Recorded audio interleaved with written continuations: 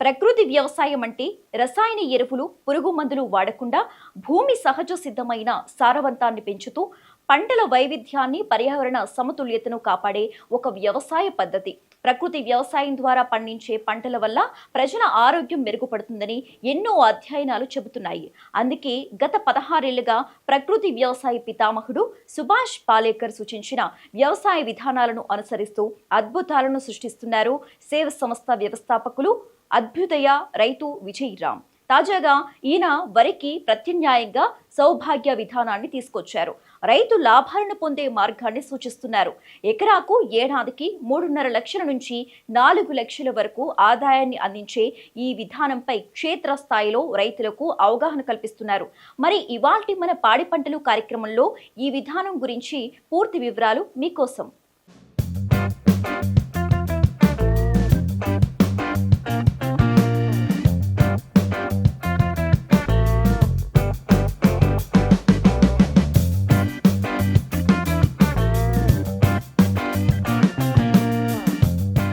సుభాష్ పాలేకర్ కృషితో వ్యవసాయ క్షేత్రాన్ని స్థాపించి ఈ 5 అంచెల వ్యవసాయ సాగునైతే చేస్తున్నారు. మరి ఈ ఎకరంలో ఎంత ఆదాయం వస్తుందనేది కూడా ఆయన స్వయంగా తెలపడం జరుగుతుంది. సో 3 లక్షల ఆదాయం దీని మీద ఖచ్చితంగా రైతు అనేవాళ్ళు పొందవచ్చు అని చెప్పి కూడా ఆయన చెప్తున్నారు. ఆయన మాటలే కాకుండా నగరం నుండి డబ్బులు గ్రామాలకి రావాలి, కానీ ఇక్కడి నుంచి డబ్బులు నగరాలకి వెళ్ళకూడదు. ఈ యొక్క కాన్సెప్ట్తో కూడా ఆయన ఈ సాగునైతే కొనసాగిస్తున్నారు. సో ప్రజెంట్ ఒకసారి నా బ్యాక్గ్రౌండ్ మీరు చూసుకోవచ్చు. ఇక్కడి నుంచి కూడా ఒక ఎకరం మాగాణి పొలంలో అక్కడ 5 అంచెల వ్యవసాయ క్షేత్రం అయితే కనిపిస్తుంది. ఇది 15 అంటే ఈ నెల డిసెంబర్ 15 నుండి 31 వరకు కూడా రైతుల్ని స్వయంగా ఈ ప్రత్యక్ష పరిశీలనకు, ఈ వ్యవసాయ క్షేత్రం ఏదైతే ఉందో ప్రత్యక్ష పరిశీలనకు ఆయన పిలిచి స్వయంగా ఆయనే ఇక్కడ రైతులందరికీ కూడా అన్ని జిల్లాల నుండి కూడా రైతులందరినీ ఆహ్వానించి ప్రత్యక్షంగా పిలిచి ఆయన ఇక్కడున్న ఏవేవైతే ఆయన చేస్తున్నారో రసాయనాలు ఏమీ యూజ్ చేయకుండా ప్రకృతి నుండి వచ్చే ఆవు పేడ కానీ లేదంటే ఇంకా ఆయన చేస్తున్న బెల్లం అలాంటి తయారీ విధానాన్ని కూడా ఆయన స్వయంగా చేసి చూపిస్తున్నారు రైతులకి. సో ఇక్కడి నుంచి మనం ఈ చివరి నుండి కూడా ఆ చివరి వరకు కూడా ఎటువంటి రసాయనం యూజ్ చేయకుండా, ఎటువంటి రసాయనాలు వాడకుండా ఈ ప్రకృతి వ్యవసాయ క్షేత్రాన్ని అయితే తీర్చిదిద్దుతున్నారు. స్వయంగా ఆయన వ్యవసాయ క్షేత్రంలోనే ఈ పొలమంతా కూడా చాలా చక్కగా పచ్చగా కనిపిస్తుంది. సో ఆయన ఒక కాన్సెప్ట్తో ఈ విధంగా ముందుకు వెళ్తున్నారు. అలాగే ప్రజలెవరూ కూడా రసాయనాలు యూజ్ చేసి, బయట ప్లాస్టిక్ యూజ్ చేసి ఇలాంటివి ఏమీ జరగకుండా ఆరోగ్యంగా ఉండాలి, అనారోగ్యం పాలు కాకుండా ఉండాలి అంటే ఇలాంటి వ్యవసాయ క్షేత్రాలని ఎంకరేజ్ చేయాలని చెప్పి కూడా ప్రతి ఒక్క రైతును కూడా ప్రోత్సహిస్తూ వస్తున్నారు. 2 రాష్ట్రాలు, తెలంగాణ, ఆంధ్రప్రదేశ్ 2 రాష్ట్రాల నుండి కూడా రైతుల్ని స్వయంగా ఆహ్వానించి ఇక్కడ ఫ్రీగా డిసెంబర్ 15 నుండి కూడా 31వ తేదీ వరకు కూడా రైతులందరినీ కూడా ఆహ్వానించి 2 తెలుగు రాష్ట్రాల నుండి కూడా ఆహ్వానించి ఆయన స్వయంగా పిలిపించి ఇక్కడ ప్రతి విషయాన్ని కూడా వాళ్ళకి క్షుణ్ణంగా పరిశీలించి చెప్తూ ఉన్నారు. సో ఎవరు ఏ వ్యవసాయదారుడు కూడా రసాయనాలు యూజ్ చేసి తప్పు చేయొద్దు అని కూడా ఆయన ఇక్కడ అందరికీ చెప్తున్న పరిస్థితి కనిపిస్తుంది. ఈ యొక్క వ్యవసాయ క్షేత్రంలో బ్యాంబూ స్టిక్స్ కానీ లేదు అంటే ఇంకా తాటాకులతో చేసే మంచాలు, అవి గర్భిణీ స్త్రీలకు కూడా చాలా బాగా యూజ్ అవుతాయి. ప్రతి ఒక్కరికి కూడా అంటే చిన్నపిల్లలు అప్పుడే పురిటి నుండి పుట్టిన పిల్లలకు కూడా చిన్న మంచాలు కూడా చాలా మంచిది, రక్త ప్రసరణకి యూజ్ అవుతుందని కూడా ఆయన చెప్తున్నారు. సో ఇవి కూడా అంటే తెలియని విషయాలు ఎన్నో కూడా ఆయన నుండి నేర్చుకోవాల్సిన పరిస్థితి కనిపిస్తుంది. ఈ జనరేషన్లో పిల్లలందరూ మొత్తం నేర్చుకోవాల్సిన ఏవైతే ఉన్నాయో విషయాలు ఇప్పటి నుంచి నేర్చుకుంటే ఫ్యూచర్ జనరేషన్కి చాలా గట్టిగా ఉపయోగపడతాయన్న ఒక కాన్సెప్ట్తో ఆయన ముందుకు వెళ్తున్నారు. ఇంతకుముందు ఎవరు కూడా స్పెట్స్ యూజ్ చేసేవాళ్ళు కాదు. ఇప్పుడు పుట్టిన పిల్లల దగ్గర నుంచి కూడా స్పెట్స్ యూజ్ చేయాల్సిన పరిస్థితి కనిపిస్తుంది. సో అలాంటి ఏవి ఇంకా ముందు రాకుండా ఉండడానికి ప్రతిదీ కూడా క్షుణ్ణంగా పరిశీలించి ప్రకృతి వ్యవసాయాన్ని ప్రోత్సహిస్తూ కూడా ఆయన ముందుకు వెళ్తున్నారు. సో ఈరోజు విజయరామ్ గారి వ్యవసాయ క్షేత్రంలో ఉన్నాం. మరిన్ని విషయాలు ఆయన అడిగి తెలుసుకునే ప్రయత్నం కూడా చేద్దాం.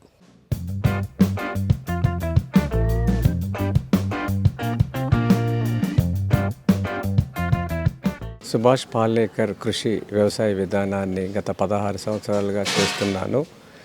దాంట్లో భాగం కింద మన మాగాణి నేలల్లో మనకున్న సవాళ్ళు, సమస్యలు ప్రకృతి వైపరీత్యాలు ఇవన్నిటిని దృష్టిలో పెట్టుకుని సముద్రానికి మనం 20-25 కిలోమీటర్ల దూరంలో ఉన్న నల్లని రేగడి నేలలు, వరి తప్ప ఏమీ పండించలేము. లక్షల హెక్టార్ల భూమి వరితో ఉండటం వల్ల భూతాపం పెరుగుతుంది. ఇక్కడున్న మాగాణి రైతులు ఎవరైతే ఉన్నారో వాళ్ళ పంట పొలాల్లో 5% నుంచి 10% భూమిని ఈ వేసవి కాలంలో, రాబోయే వేసవి కాలంలో చెరువు తవ్వుకుంటాకి నీరు నిలబడటానికి ఒక 10% చెరువు తవ్వమంటున్నాం. ఆ మట్టిని మాగాణి భూముల్లో మెట్టగా చేయమంటున్నాం. ఆ మెట్ట మీద సౌభాగ్యం అనేది చేసుకోవటం వల్ల మన ఇంటికి కావాల్సిన అన్ని రకాల కూరగాయలు, పళ్ళు, ఆకుకూరలు, దుంప జాతులు మనం బయట కొనుక్కోకుండా తినటం అనేది. అంటే పాలేకర్ గారి సిద్ధాంతం మనం ఆచరిస్తున్నాం, రైతులు ఆచరిస్తున్నారు. కానీ బియ్యం తప్ప, మినపప్పు తప్ప తదితరాన్ని బయట కొంటున్నారు. అలా కొనకుండా మేము చెప్పేది ఏంటంటే ఏది కొనొద్దు, మీరు తినండి ఫస్ట్. దీన్ని 400 గజాలు చేసుకోవచ్చు. దీంట్లో అనుభవం వచ్చినాక మీరు దీన్ని 1 ఎకరం వరకు 2 ఎకరాల వరకు చేసుకోవచ్చు. దీన్ని ఒక జీవన కళగా మనం చూడాలి. ఏది బయట కొనుక్కోకుండా తింటాం అనేదే అసలు సిసలైన మన వికసిత భారత్ కింద మనం చెప్పుకోవచ్చు. అంటే స్వదేశీ అనే దానికి ఏంటంటే మనం ఏది కూడా గ్రామం దాటి ఏ వస్తువు కోసం వెళ్లకుండా గ్రామంలోనే సృష్టించాలి సంపదని. సూర్యుడు మనకున్నాడు, వర్షపాతం ఉంది, నెలరేగడి ఉంది, గోవులు ఉన్నాయి, పాలేకర్ విజ్ఞానం ఉంది. ఇదన్నీ ఉండి కూడా మనం వరి ఒకటే పండించుకోవటం అనేది ఒక రకంగా ఒక అజ్ఞానం. దీన్ని ఇలాంటి ప్రతికూల వాతావరణంలో మనకి సముద్రంలో ఉన్నప్పుడు తీర ప్రాంతాల్లో ఉన్న గాలులకి, తుఫాన్లు కూడా అడ్డుకట్ట వేయటానికి సంబంధించిన పంటలు, మొక్కలు కూడా దీంట్లో చెప్పడం జరుగుద్ది. 1 ఎకరం ద్వారా 3 లక్షలు అనేది రుజువు చేయటానికి జిల్లాల వారీగా ఆంధ్రప్రదేశ్, తెలంగాణలో డిసెంబర్ 15 నుంచి జనవరి 15 వరకు 3000 మందికి ఇది చూపించడానికి తయారు చేశాం. దాంట్లో భాగం కింద ఈరోజు ఖమ్మం జిల్లా నుంచి రైతులు రావడం జరిగింది. ఈరోజు చితికంఠానంద స్వామి రామకృష్ణ మఠం అధ్యక్షుల వారు రావడం జరిగింది. 60-70 సంవత్సరాల నష్టం అమ్మది. మార్పు అనేది మొదలైంది, అర్థం చేసుకుంటున్నారు. ఇది మా ఆలోచన ఏంటంటే ప్రతి జిల్లాలో ఒక 50 మంది అన్నా చేస్తే ఒక మోడల్గా తయారైతే దీర్ఘకాలికంగా ఇట్లా రావటానికి, మనకున్న భూతాపం తగ్గటానికి ఇది ఉపయోగపడుతుంది. దీంట్లో దున్నటం అనేది ఎప్పటికీ ఉండదు. రెండోది అంటపెట్టడానికి ఏ వస్తువు ఉండదు. ఇంకొకటి వరిలో వాడే నీటిలో మనం వాడేది 1 నుంచి 2% మాత్రమే. ఆదాయం మాత్రం వరిలో వచ్చిన దానికన్నా 10 రెట్లు ఎక్కువ ఆదాయం. 30,000 వచ్చే మాగాణి భూమిలో 3 లక్షల ఆదాయాన్ని రుజువు చేయడానికి నేను ఏమీ చూపించడం జరిగింది. మన తుఫానికి కూడా మట్టి కరగటం కానీ, చెట్లు ఒరగటం కానీ ఏమీ లేదు. ఇవన్నీ కూడా వాళ్ళకి అర్థమయ్యే రీతిలో విడమర్చి చెప్పడానికి ఇలా చేశాము. ఆదరణ బాగానే ఉంది, వస్తున్నారు. మరి మీరే నిదర్శనం. జిల్లాల నుంచి 100 మంది వచ్చారంటే ఎంత శ్రద్ధగా వింటున్నారని కూడా మీరే చూడవచ్చు. ఇవాళ సేవ్ ఫౌండేషన్ వ్యవస్థాపకులు శ్రీ విజయరామ్ గారి వ్యవసాయ క్షేత్రాన్ని సందర్శించడం జరిగింది. ఇక్కడ వారు చేస్తున్నటువంటి ఈ బహుళ పంట సౌభాగ్యం అంటే మోనోక్రాపింగ్ కాకుండా 1 ఎకరంలో మనం ఎన్ని పంటలు పండించవచ్చు, 1 ఎకరం నుంచి సంవత్సరానికి 3.5 లక్షల నుంచి 4 లక్షల ఆదాయాన్ని ఒక రైతు పొందవచ్చు. ఎలా పొందవచ్చో వారు స్వయంగా చేసి నిరూపిస్తున్నారు, చూపిస్తున్నారు. ఇవాళ ఖమ్మం జిల్లా నుంచి ఒక 150 మంది రైతులు ఇక్కడికి రావడం జరిగింది. వాళ్ళని మేము అడ్రస్ చేయడం జరిగింది. ఎందుకంటే ప్రత్యక్షంగా చూస్తే ఆ అనుభవం వేరుగా ఉంటుంది. వాళ్ళు ఇదే ప్రయోగాన్ని మళ్ళీ అక్కడ వాళ్ళ వ్యవసాయ క్షేత్రంలో చేసుకోవడానికి వీలుగా ఉంటుందని మనందరం కూడా ఈ ప్రకృతి వ్యవసాయాన్ని ఒక ఉద్యమంగా తీసుకెళ్లాల్సిన అవసరం ఉంది. రసాయనిక ఎరువులు, రసాయనిక క్రిమిసంహారక మందులు వాడి మన భూములని చాలా పాడు చేసుకున్నాం. అలాగనే గాలి కాలుష్యము, నీటి కాలుష్యము ఇవన్నీ కూడా పెరిగాయి. దానివల్ల ప్రజలు రకరకాల వ్యాధులకి గురి అవుతున్నారు. వైద్య ఖర్చులు చాలా పెరిగిపోయాయి. దీని అంతటికీ కారణం ఇక్కడ ఉంది. సరైనటువంటి ఆహారాన్ని మనం తీసుకోలేకపోతున్నాం. ఆరోగ్యకరమైనటువంటి ఆహారం తీసుకుంటే మనందరి ఆహార భద్రత కూడా, ఆరోగ్య భద్రత కూడా కలుగుతుంది. కాబట్టి ఈ ప్రకృతి వ్యవసాయం అనేటువంటిది ఒక ఉద్యమం లాగా మన రైతుల దగ్గరికి వెళ్ళాలి. విజయరామ్ గారు వారు చాలా కృషి చేస్తున్నారు. వాళ్ళ కృషి, వారి సంకల్పాన్ని అభినందిస్తూ వారి సంకల్పానికి మా సంకల్పాన్ని కాస్త జోడించడానికి వాళ్ళు ఇక్కడ రావడం జరిగింది. ఎందుకంటే ఇవాళ మనం చూస్తున్నటువంటి చాలా మన సమాజంలో చూస్తున్నటువంటి దుఃఖానికి మూల కారణం ఇక్కడ సరి అయినటువంటి ఆహారం లేదు, న్యూట్రిషన్ సెక్యూరిటీ లేదు. ఈ విటమిన్ డెఫిషియన్సీ, మినరల్ డెఫిషియన్సీ ఇవన్నీ పెరిగిపోవటం వల్ల రోగాలు రావటం, ఆ రోగాలు వచ్చిన తర్వాత మళ్ళీ మనం అలోపతి మెడిసిన్స్ మళ్ళీ తీసుకొని దాని సైడ్ ఎఫెక్ట్స్తో మళ్ళీ ఇబ్బంది పడడం జరుగుతుంది. అందరి ఆరోగ్యాన్ని మనం కాపాడుకోవాల్సి వస్తే మనం ఇక్కడ వ్యవసాయంలోకి వస్తే సమూలంగా ప్రక్షాళన చేయాల్సిన అవసరం ఉంది. చాలా స్థాయిలో, ఎక్కువ స్థాయిలో ఇవాళ మనం రసాయనిక ఎరువులు, క్రిమిసంహారక మందులు వాడుతున్నాం. దాని ఫలితాలు మన మీద కనపడుతున్నాయి. ప్రకృతిని నాశనం చేస్తున్నాం, చివరికి ప్రకృతిలో భాగమైనటువంటి మనము నాశనం అవుతున్నాం. మనం ప్రకృతిలో భాగమైనటువంటి విషయాన్ని మర్చిపోయాం. అవన్నీ ఇక్కడ చర్చించడం జరిగింది. విజయరామ్ గారు చేస్తున్నటువంటి కృషిని అభినందించడానికి వచ్చాం. ముఖ్యంగా రైతులందరూ కూడా ప్రేరేపింపబడి వారందరూ కూడా మెల్లగా ప్రకృతి వ్యవసాయం వైపు మళ్ళుతారని ఆశిస్తూ, దానికి భగవంతుడి సంకల్పం జోడి అవ్వాలని, సంకల్పం వాళ్ళకి కలగాలని మేము కోరుకుంటున్నాం. నేను ముఖ్యంగా యువతకి నేను చెప్పదలుచుకుంది ఏంటంటే, వ్యవసాయం లాభసాటిగా లేదు, వ్యవసాయం అనేటువంటిది ఒక వృత్తిగా ఇప్పుడు పనికిరాని ఉపాధికి అని చాలామంది భావిస్తున్నారు. మీరు నిజంగా వ్యవసాయ కుటుంబంలోని వారు అయితే, మీరు పట్టణాల్లో, నగరాల్లో మీరు నివసిస్తున్నట్లయితే వ్యవసాయాన్ని ఒక జీవనోపాధి మార్గంగా మీరు పూర్తిగా వదిలిపెట్టేశారు. వదిలిపెట్టకండి, మళ్ళీ మీరు పల్లెబాట పట్టండి. మీరు వ్యవసాయ కుటుంబం నుంచి వచ్చిన వాళ్ళైతే, మీకు వ్యవసాయం ఉంటే, భూమి ఉంటే మళ్ళీ వెనక్కి వచ్చి ఈ ప్రకృతి వ్యవసాయం చేసి చూడండి. మీకు తప్పకుండా అంటే ఆర్థికంగా కూడా మీరు అనుకున్న దానికన్నా ఇంకెక్కువ రెట్లు మనం ఆదాయాన్ని ఇలాంటి వ్యవసాయం ద్వారా పొందడానికి అవకాశం ఉంది. మీరు వాళ్ళ కింద వీళ్ళ కింద పనిచేస్తూ ఎంతో ఒత్తిడితో కూడుకున్నటువంటి నగరాల్లో, పట్టణాల్లో జీవికలను ఎంచుకోవడం కాకుండా కుటుంబ వృత్తిగా వచ్చినట్లయితే మళ్ళీ వెనక్కి రండి. తప్పకుండా మీరు సరిపోయినటువంటి ఆదాయం వస్తుంది. చాలా ప్రశాంతంగా జీవించవచ్చు, ఆరోగ్యకరంగా జీవించవచ్చు. ఇప్పుడు చాలా నిరుద్యోగం కూడా మన దగ్గర ఎక్కువగానే ఉంది. ఉద్యోగాలు పోయినటువంటి వాళ్ళైనా కనీసం ఏంటంటే అనవసరంగా బాధపడకుండా కొత్త ఉద్యోగం కోసం నైపుణ్యాలు లేవని మీరు అటు తిరిగి ఇటు తిరిగి ఆరోగ్యాన్ని పాడు చేసుకోకుండా ఒత్తిడికి గురై, ఒకవేళ మీకు అవకాశం దొరికితే ఇక్కడ మీ వ్యవసాయదారుల కుటుంబంలో పుట్టకపోయినప్పటికీ కూడా కౌలుకు తీసుకొని కూడా చేయొచ్చు. చాలా వ్యవసాయ భూమి ఖాళీగా ఉంది. ఇవాళ యువత అంతా కూడా వ్యవసాయంలోకి రావాల్సిన అవసరం చాలా ఉంది మన దేశంలో. అసలు ఎక్కడ కూడా వ్యవసాయాన్ని ఒక ఉపాధికి అవకాశంగా అసలు చెప్పడం కూడా జరగట్లేదు. ఉద్యోగం అంటే నగరాల్లో చేసేటువంటి ఉద్యోగం, సర్వీస్ సెక్టర్ జాబ్స్ అంటున్నాం మనం. కాబట్టి ఇప్పుడు తప్పకుండా వ్యవసాయం కూడా ఒక జీవనోపాధికి సరైనటువంటి చక్కని మార్గాన్ని చూపిస్తుందని మీరు భావిస్తూ వెనక్కి వస్తే పల్లెల్లో ఉన్నటువంటి అంటే రైతులకు కూడా చాలా ప్రోత్సాహకరంగా ఉంటుంది. వాళ్ళు ఇంకా ఉత్సాహంగా చేయగలుగుతారు. ముఖ్యంగా పాల ఉత్పత్తి కూడా మన దేశంలో చాలా తగ్గిపోతుంది. కృత్రిమమైనటువంటి పాలు, కల్తీ పాలు తాగుతున్నాం. దానివల్ల చాలామంది ఆరోగ్యాన్ని కోల్పోతున్నారు. ఇప్పుడు డాక్టర్స్ కూడా మనకి గట్ హెల్త్ అని చెప్తున్నారు. ఎందుకంటే మనం భోజనాన్ని పెరుగుతో ముగిస్తాం. మనకి ఇప్పుడు ఆ పెరుగు అంతా కూడా మనం ఏదో ఇంపోర్ట్ చేసుకున్నటువంటి పాలపిండితో తయారు చేసినటువంటి పాలతో తయారు చేయడం వల్ల ఆ గట్ బ్యాక్టీరియా డిస్టర్బ్ అయిపోయి తద్వారా మన జీర్ణకోశ వ్యాధులను మొదలుకొని ఎప్పుడైతే ఆ మొదట అనారోగ్యానికి, శరీరంలో అనారోగ్యానికి అంతటికీ కూడా మూల కారణం గట్ హెల్త్ సరిగ్గా లేకపోవడం అంటున్నారు. కాబట్టి దానికి కూడా మనం చక్కటి అంటే ఆరోగ్యకరమైనటువంటి పాలు తాగలిగితే అందరికీ ఆరోగ్యం కూడా మెరుగవుతుంది. కాబట్టి పాడి పంట మళ్ళొకసారి దీని ఒక నినాదంగా మనం తీసుకెళ్ళాలి.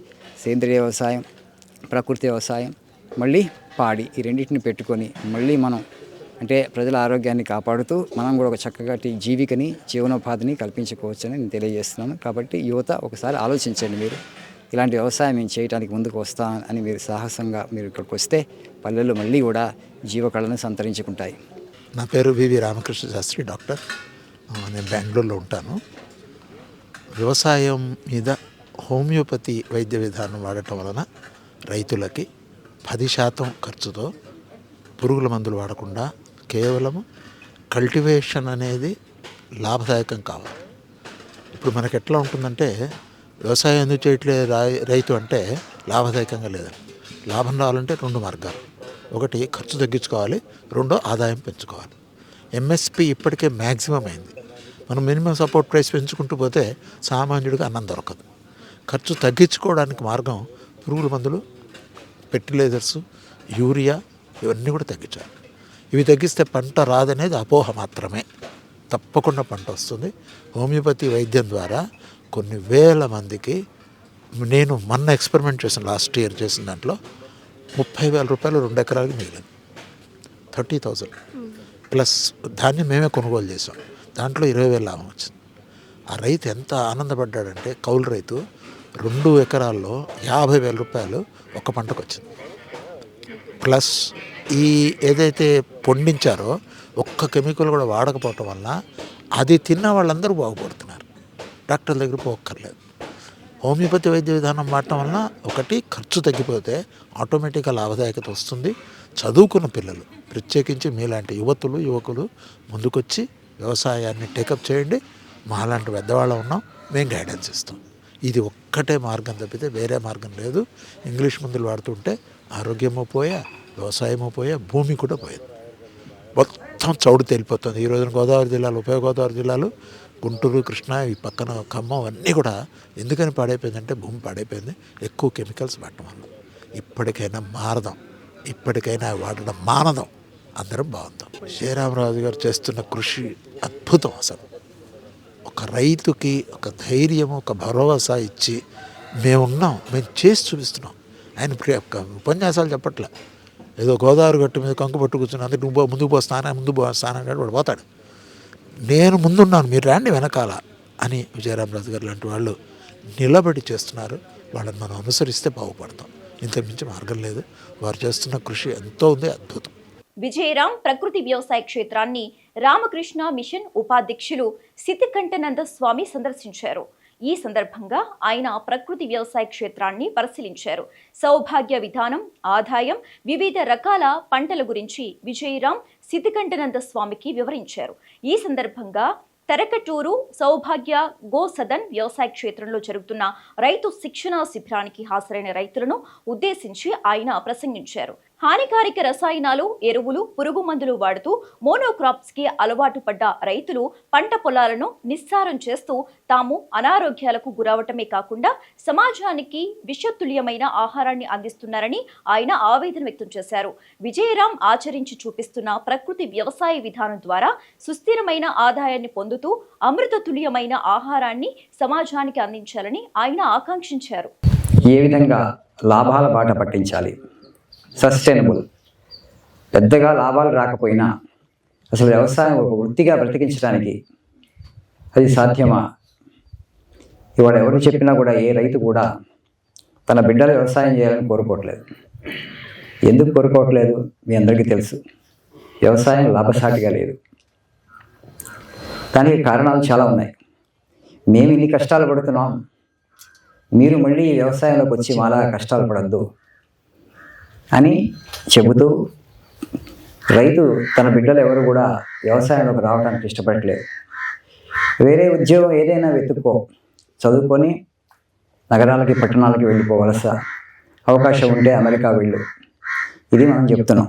ఎందుకంటే మన సమాజంలో కూడా వ్యవసాయం చేస్తున్న వాళ్ళకన్నా గౌరవం మిగతా వాళ్ళకు ఉన్నాయి. అన్ని వృత్తుల్లోకి తక్కువ గౌరవం, గుర్తింపు ఇవాళ వ్యవసాయాన్ని తీసుకొచ్చుకున్నాం దురదృష్టవశాత్తు. ఒకప్పుడు రైతే రాజు అని చెప్తూ ఉండేవాళ్ళం. అది కేవలం స్లోగన్కే పరిమిట్ అయింది, కానీ నిజంగా రైతుని ఎవరు రాజుగా చూడట్లేదు. ఒక పక్కన నష్టాలు, లాభాలు రావట్లేదు, ఇంకో పక్కన అంత పెద్ద గుర్తింపు, గౌరవం ఉన్నటువంటి వృత్తిగా లేదు ఇప్పుడు.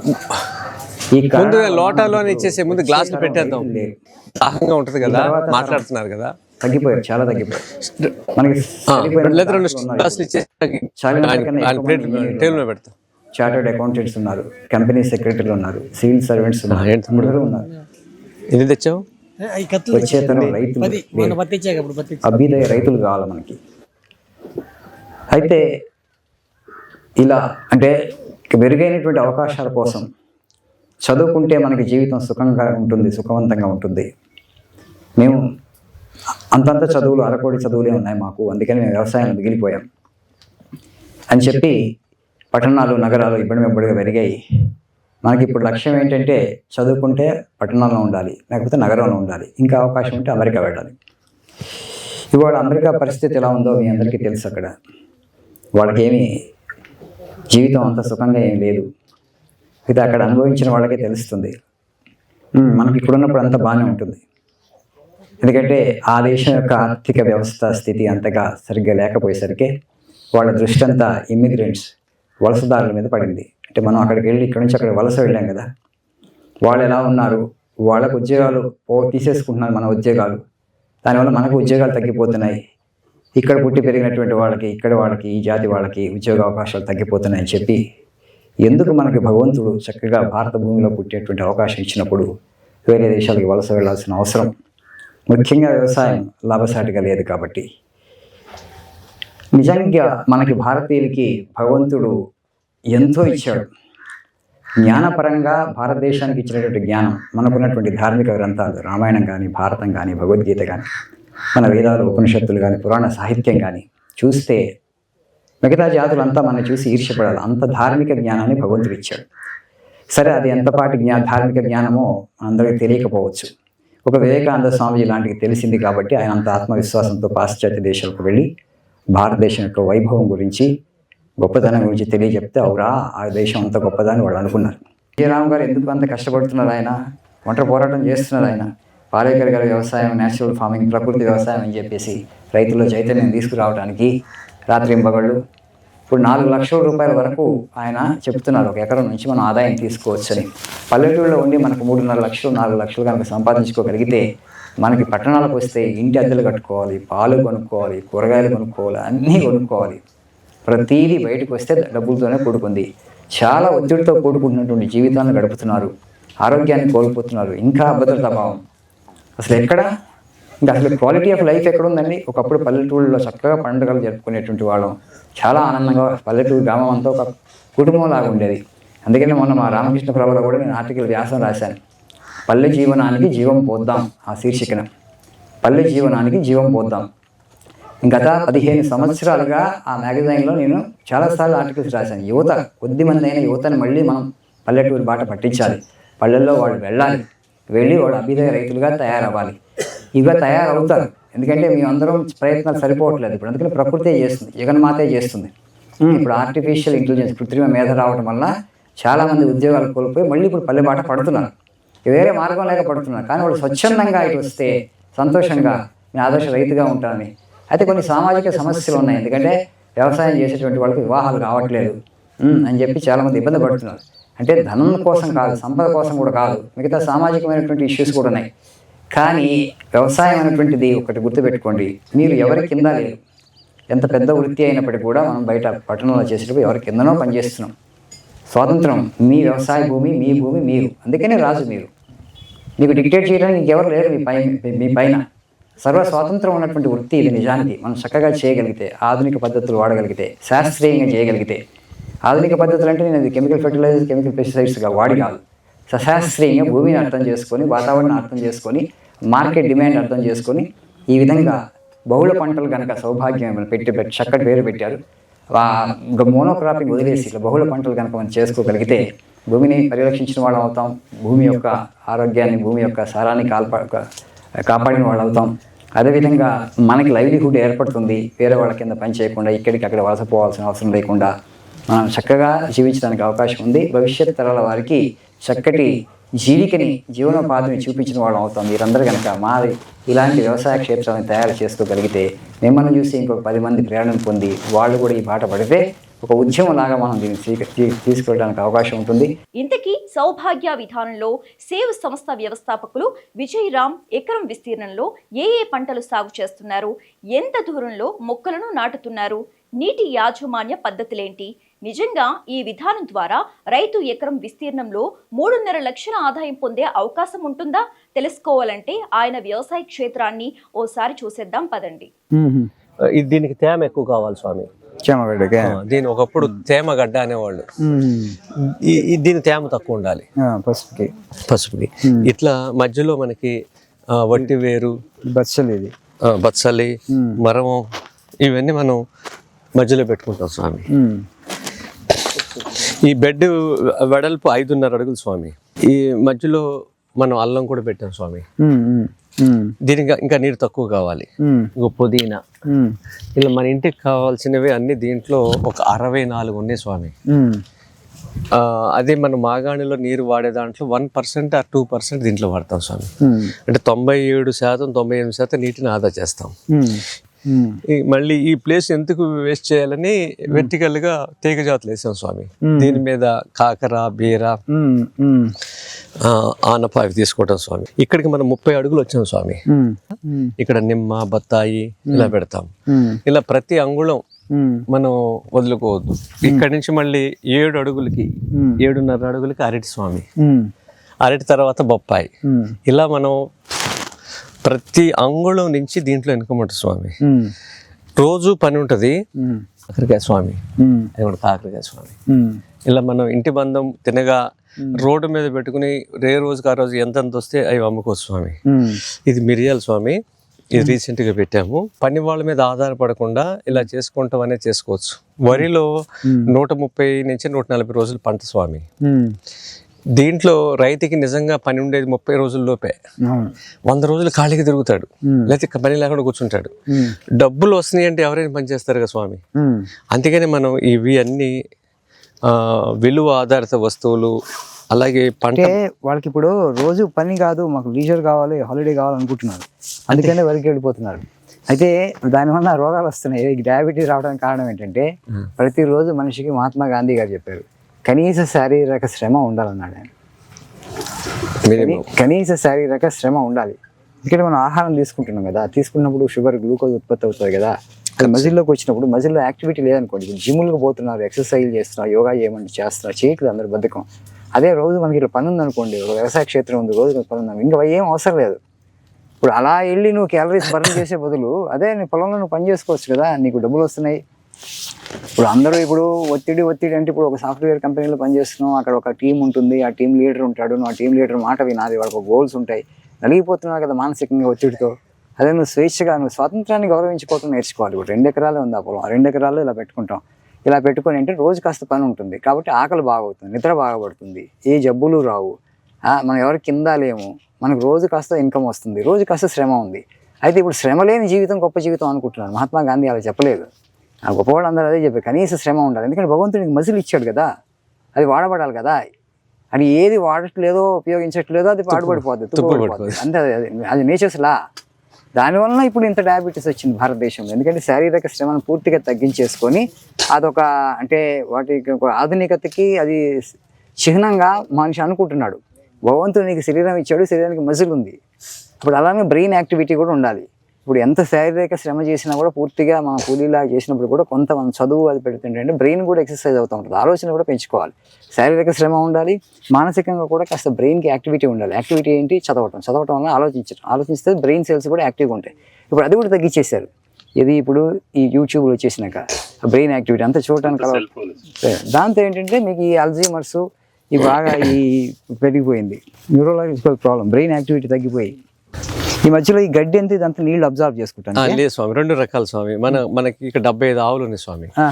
చాలా మంది ఏం చేస్తారు, రాత్రి వేసిన గడ్డి కింద పడి మూత్రం పేడబడి అదంతా పెంటపోకు కింద వేస్తారు, దిబ్బెరువు. అలా వేయటం చాలా తప్పండి, అశాస్త్రీయం. ఏ రోజుది భూమికి ఇష్టం వల్ల ముందు దాంట్లో ఏముందంటే పేడ మూత్రం ఉండటం వల్ల గ్రీన్ హౌస్ గ్యాసెస్ రిలీజ్ అవుతాయండి. ఇలా మన ఇష్టం వల్ల 2 ఉపయోగాలు. ఒకటేమో కలుపుని నియంత్రించడానికి, ఎప్పుడైతే సూర్యరశ్మి పడలేదో ఏ భూమి మీద ఏ మొక్క బతకదు. ఒకటి మనం ఇచ్చిన నీరు లేదా వర్షం పడినప్పుడు ఇచ్చిన తడి ఏదైతే ఉందో అది ఆరిపోకుండా ఉంటాకి ఇది బాగా ఉపయోగపడుతుంది స్వామి. ఇక్కడ ఇలా మల్చింగ్ ఉంది కదా స్వామి, ఈ మల్చింగ్ కింద మాయిశ్చర్ ఇక్కడికి ఇక్కడ తేడా చూడండి. వేడి కూడా తేడా ఉంటుంది, వేడిగా ఉంటుంది, కొంత మాయిశ్చర్ ఉంటుంది. అవును ఇలా లడ్డు ఎప్పుడైతే ఏంటంటే మీకు ఇంకా మీకు నీరు అవసరం లేదు మొక్కకి. ఇలా ఉంది, వాటర్ రిటెన్షన్ పెరుగుతుంది, పొడిగా ఉంది. అవును, ఈ మల్చింగ్ వల్ల ఇది ఉపయోగం స్వామి. నీరుని ఆదా చేస్తాము, కలుపు యాజమాన్యాన్ని కూడా మనం కంట్రోల్ చేయగలుగుతాం. కలుపు తగ్గుతుంది, ప్లస్ ఇప్పుడు హ్యూమస్ కంటెంట్ కూడా పెరుగుతుంది. మాయిశ్చర్ 2 ఉన్నాయి కాబట్టి. అల్లం స్వామి, అల్లం ఓకే. బొప్పాయి బాగా వచ్చాయి, అబ్బా చాలా బాగున్నాయి, చక్కగా పండింది చెట్టు మీద పండింది. ఒకసారి చూడండి, అన్ని రకాల పంటలు దీంట్లో ఉంటాయి. మనం ఇక్కడ ఇవి రావా విజయరామ్ గారు, యాలకులు లవంగాలు వేసే స్వామి? లవంగం వస్తుంది స్వామి. యాలకులు మనకి ఈ వాతావరణానికి చెట్టు బతికింది కానీ మొక్క ఇంకా రాలేదు స్వామి. లవంగం వస్తుంది స్వామి. కాస్త అంటే ఇక్కడ మనకి ఇప్పుడు నీడలాగా వచ్చింది కదా, నీడ కావాలి కదా, కాస్త కావాలి స్వామి. కూరలో అల్లం వేసుకుంటాం, కూరలో కరివేపాకు వేసుకుంటాం, దానికి దీనికి జానడే స్వామి. ఎంత ప్రతి ఇంచు నుంచి మనం డబ్బులు తీసుకోవచ్చు స్వామి. ఇన్నాళ్ళు మనము మోనోకల్చర్ పాడు చేసాం స్వామి భూమిని. అవును, మళ్ళీ నీరు ఎంత స్వామి అంటే మనం వాడేది వరిలో చూసుకుంటే 1 or 2% స్వామి. అవును, నీళ్ళు అవసరమే లేదు. పైన అరటి. అందులో ఇది నల్ల భూమి కదా, మీ తెలంగాణలో అంటే వేరు కాస్త, అక్కడ కాస్త నీళ్లు రిటెన్షన్ కొంచెం కష్టం. ఇక్కడ నల్ల భూమి కాబట్టి తేమ ఉంటుంది సంవత్సరం పొడవు, వాళ్ళకి ఇంకా ఉపయోగపడుతుంది అక్కడ. అవును స్వామి. ఇప్పుడు బురద అయ్యే అవకాశం ఉండలేదు స్వామి. మనం ఇది ఫస్ట్ టైం కదా స్వామి, ఇది ఫస్ట్ ఈ భూమి ఫస్ట్ 9 నెలల్లో ఇంత మార్పు స్వామి. Okay okay. 45 ఏళ్ళు కెమికల్ తో నిండిన భూమి స్వామి ఇది. అదే అదే అదే. ఇదంతా చౌడు భూమి స్వామి. ఇంత దాన్ని ఇంత ఎఫర్ట్స్ పెట్టి తీసుకొచ్చాము. పపయ మాత్రం బ్రహ్మాండంగా ఉంది. ఇది 3 రకాలు ఉన్నాయమ్మా దీంట్లో. ఒకటి మధుబిందు. మీకు విత్తనాలు రైతుల నంబర్లు ఇస్తానమ్మా. స్వామి ఇప్పుడు మనం బయట కొనుక్కోదానికి అంతా పెస్టిసైడ్ రెసిడ్యూ ఉంటుంది. ఎన్ని పిలకలు వస్తే మనకి ఇంత విస్తీర్ణ పెరుగుతుంది స్వామి. ఇది పసుపు టెల్లర్స్ అదే లెక్క. నిజానికి నిజామాబాదు, ఆర్మూరు, బోధన బాగా పసుపు ప్రసిద్ధి స్వామి. అవును స్వామి కదా. ఇది లోకల్ వెరైటీస్ అమ్మా. కాకరకాయ ఇది ఒక వెరైటీ స్వామి. బొప్పాయి. అబ్బా, బొప్పాయికి మంచి సాయిల్ భూమి ఇది. అన్ని వస్తాయి స్వామి. భూమి అన్నపూర్ణేశ్వరి. భూమి అన్నపూర్ణేశ్వరి. ఇది ఎల్లుల్లిపాయ. బ్లడ్ లో ప్లాటిలైట్స్ పడిపోయినప్పుడు ములగాకు ఇస్తే ఆ ప్లాటిలైట్ అవి కిందకి రండి. అదంతా ఉల్లిపాయ. ఇంకా బెడ్ల పైన వచ్చామాకమ్మా. ఇది వెల్లుల్లిపాయ స్వామి. వెల్లుల్లి. ఇది ఆవాలు. ఆకుకూర తీస్తాం మధ్యలో, డెన్సిటీ ఎక్కువ ఉంది కదా, తీసి ఆకుకూర పప్పు చేస్తాం. ఇది ఎర్రబెండ. ఎర్రబెండ. అబ్బా, ఇది ఎర్ర తోటకూర స్వామి.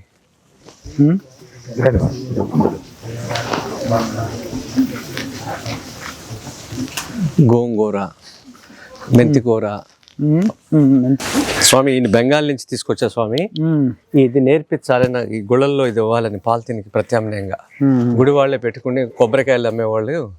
ఇది ఖచ్చితంగా 5 నుంచి 10 ఏళ్ళు పనిచేస్తారు స్వామి. ఇంత గట్టిగా చేశారు. ఇది ఇలాంటి వర్క్ మనం వాళ్ళకి నేర్పాలి. పెళ్ళిళ్ళకి, సార్లకి ప్లాస్టిక్ మెటల్ ఇస్తున్నారు స్వామి. ఇది చూడండి స్వామి ఎంత బాగుంది. అది అవును, సారీలకు దీంట్లో పెట్టేవాళ్ళు స్వామి. ఇప్పుడు ఫ్రూట్ బాస్కెట్స్ అక్కడికి ఇవ్వడానికి ఇప్పుడు ఇది వెదురే వాడుతున్నారు. వెదురు కాదు, ఏదో వుడ్ లాగా ఉంటుంది. కేన్ వాడుతున్నారు. అది కూడా వుడ్ పెట్టి, అంటే మన బ్యాంబూని ఇప్పుడు పంట పండించారు. వరి పంటకు చేసి గడిజాతి చేశారు కదా స్వామి. బౌండరీస్ లో ఇది వేసుకుంటే స్వామి దీనికి చిక్కుముళ్ళు ఉండవు. ఒక వెదురు ఒకటి కొట్టుకుని మనం తీసేసుకోవచ్చు. మా భారతదేశంలో 2nd ప్లేస్ స్వామి చైనా తర్వాత బ్యాంబూ. కానీ అది అడవి జాతిలో ఉంది. అవన్నీ ఏంటంటే ఒకటి తీయాలంటే ట్రాక్టర్ కావాలి లాగటానికి. ఇలాంటి వెరైటీస్ వేసుకుంటే మనం రైతుకి ఒక ఇన్కమ్ ఉంటుంది. విండ్ బ్రేక్ కింద ఉపయోగపడుతుంది. టుల్డా అని ఒక వెరైటీ ఉంది స్వామి. మీకు బెంగాల్ అటు ఈశాన్య రాష్ట్రాలకు వెళ్తే ఈ స్కిల్ ఉన్నటువంటి లీడర్స్ కూడా బోలెడు మంది దొరుకుతారు.